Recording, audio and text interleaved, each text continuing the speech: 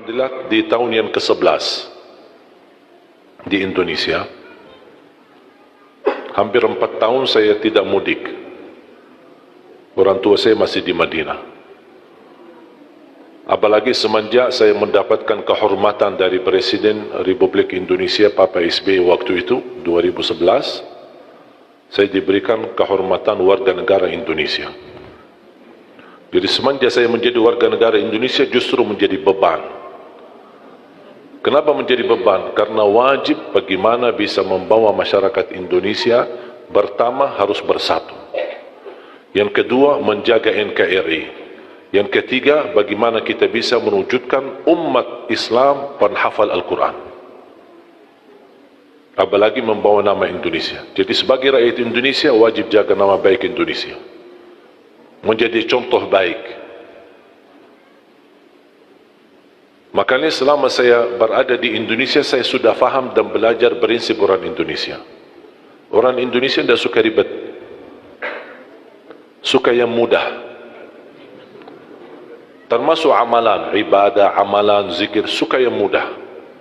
Makanya selalu saya berusaha dalam dakwaku selalu memberi yang mudah. Tidak mau yang susah-susah, karena orang Indonesia tidak suka. Orang Indonesia sifatnya mau yang mudah, mudah diingat, mudah dihafal, mudah diamalkan dan masuk surga. Itu sudah.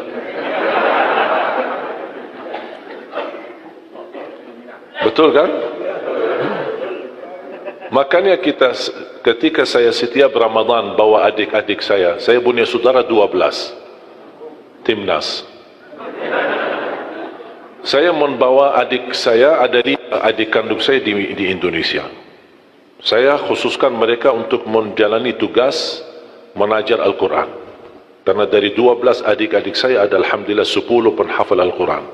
30 juz bukan juz 30. Jadi saya sengaja mendatangkan mereka supaya ayo sama-sama memperjuangkan, melahirkan, mewujudkan insyaAllah sebanyak-banyaknya penghafal Al-Quran. Dan saya tugaskan mereka di bulan Ramadan jadi imam tarawih. Ada yang di Jakarta, ada yang di Surabaya, ada yang di Lombok, ada yang sampai di Bali, di Kalimantan, bagi-bagi. Setiap tahun kami menghadirkan 20 imam. Ada 5 adik saya, terus yang lain-lain, saudara ada atau sahabat, teman-teman, semua pemuda, tapi Masya Allah suaranya bagus dan penghafal Al-Quran. Tugas mereka bukan hanya tarawih, tapi juga tadarus Quran, dan setiap masjid mereka pakai buat salat tarawih menggunakan aktivitas tahfidz. Supaya jamaah bisa memaksimalkan manfaatnya bulan Ramadan menjadi insyaAllah paling tidak bisa memperbaiki bacaan. Dan saya sampaikan kepada adik-adik saya, karena saya duluan di Indonesia, kalau kalian jadi imam tarawih jangan lama-lama. Kalau di Arab kan suka lama-lama kan? Saking lamanya orang Indonesia pas sujud tidur dalam keadaan sujud. Tidak terbiasa. Makanya saya berpesan sama dia, tidak apa-apa pendek-pendek, tapi salat yang tenang. Itu paling tidak. Rukun, tumaknina, itu wajib. Bukan wajib, bahkan rukun. Tumaknina dalam gerakan salat, walaupun bacaannya pendek. Yang saya tidak terima, 23 rakaat 7 menit, itu bukan tarawih. Nah, ini masalah ini. Ini jangan sampai menjadi tradisi, jangan sampai menjadi budaya. Bahaya itu.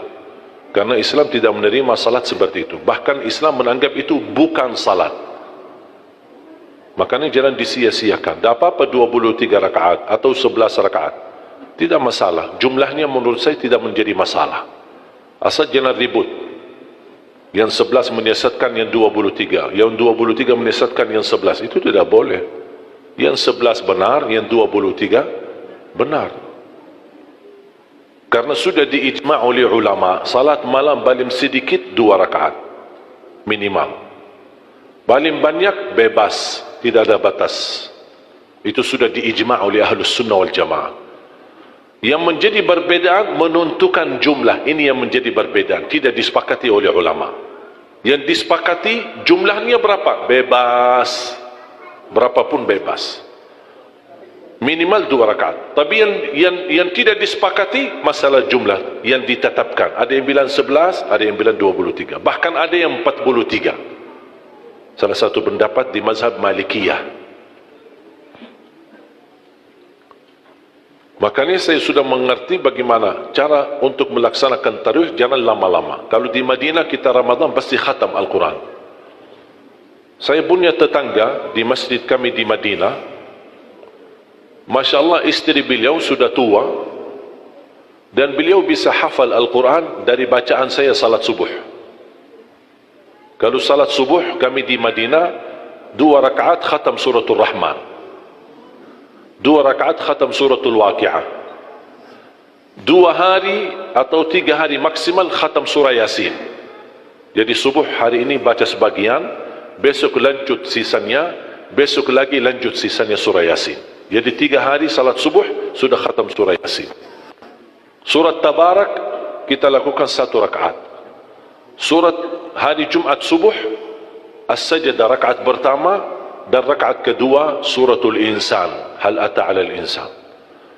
Dan jamaah yang ada di sekitar masjid kami di Madinah, termasuk ibu itu, beliau suaminya menceritakan, istri saya bisa hafal beberapa surah yang antum sering bacakan di dalam salat subuh. Suka panjang.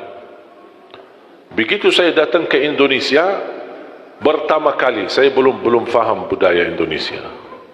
Niat saya baik, salat subuh diminta jadi imam, saya maju jadi imam. Saya baca Ar-Rahman di rakaat pertama, saya baca Al-Waqi'ah di rakaat yang kedua. Awal-awalnya saya rasa saf masjid cukup banyak. Pas begitu salam saya lihat sisanya cuma 1 saf. Wallahu alam ya Allah kemana perginya. Tidak terbiasa, saya kaget. Masa semuanya sakit, masa semuanya pinsang. Tapi lama kelamaan, oh sudah faham. Ini orang Indonesia seperti ini. Makanya saya bilang sama adik saya jangan lama. Orang Indonesia kalau kulhu bisa dibagi 2, terima kasih.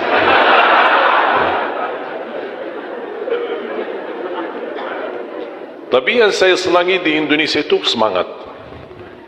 Semangatnya luar biasa. Makanya saya betah di Indonesia. Saya betah bahkan jatuh cinta Indonesia. Bahkan bangga menjadi rakyat Indonesia. Sampai kadang-kadang saya ke Arab menggunakan paspor Indonesia, tidak pakai lagi paspor Arab. Saya ke bandara, antri kan, imigrasi kan, saya ikut jalur orang Indonesia. Sama jamaah ada rombongan, datang petugas imigrasi, ngapain kamu di sini? Sana kamu di sana sama orang Arab, sama orang Arab. Saya ikutin, saya pergi ke sana sama orang Arab, sampai bertemu dengan kaunter imigrasi. Dia ambil paspor, lihat, kok orang Indonesia, ngapain kamu di sini? Pak, ya kok serba salah. Yang tadi suruh ke sini, Bapak di sini, kenapa kamu di sini? Jadi gimana ini? Pas dilihat, baca namanya Arab. Terus ini gimana ini? Tanya, kok paspor Arab ya? Kamu dari mana? Saya dari Indonesia. Yang benar dari mana? Dari Indonesia. Masa dari Indonesia mancung?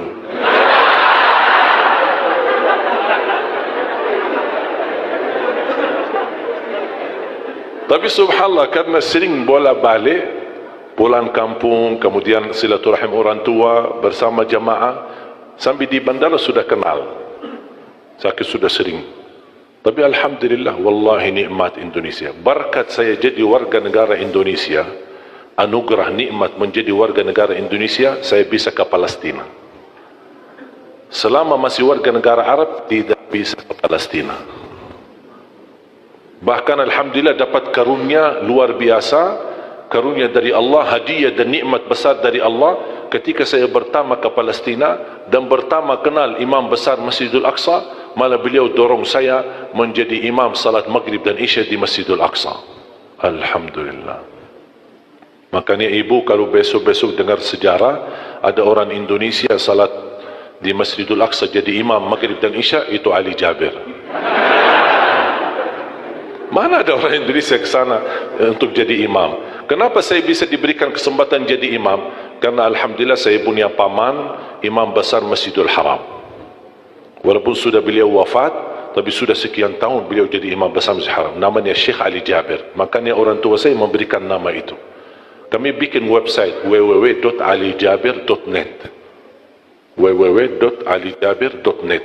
Semua kegiatan beliau di Masjidil Haram, dan menjadi imam, khatib, tarawih, tahajud, salat rawatib. Beliau sudah wafat. Itu kakak daripada ibu saya. Makanya ketika saya bertemu dengan guru paman saya alhamdulillah berkesempatan belajar sama beliau, dan beliau memberikan gelar Ali Jabir As-Saghir, Ali Jabir Junior, karena beliau yang sudah imam besar Masjid Haram, Ali Jabir Senior. Dari situlah saya mendapatkan nama Syekh Ali Jabir semenjak saya menghafal Al-Quran. Tidak peduli nama, karena nama itu tidak terlalu berharga. Yang penting apa yang kita lakukan. Inna Allah la yanzuru ila a'malikum, la yanzuru ila suwarikum, wala ila ajsamikum, wala ila amwalikum. Allah tidak peduli harta kalian, keturunan kalian. Saya tidak peduli asal usul saya dari mana. Orang Arab bukan orang Arab, menurut saya tidak ada yang berbeda. Yang mulia di sisi Allah adalah orang yang takwa, walaupun dia bukan orang Arab. Tidak ada harga bagi orang yang memiliki keturunan Nabi kalau dia tidak menggunakan takwa dan iman kepada Allah dan amal saleh. Buktinya paman Rasulullah Abu Lahab, paman dekat sama Rasul, hubungan keluarga, tapi Allah kekalkan di neraka. Berarti Allah tidak peduli keturunan kita, asal usul kita, dan siapa diri kita. Yang Allah pedulikan apa takwa kita dan apa isi hati kita.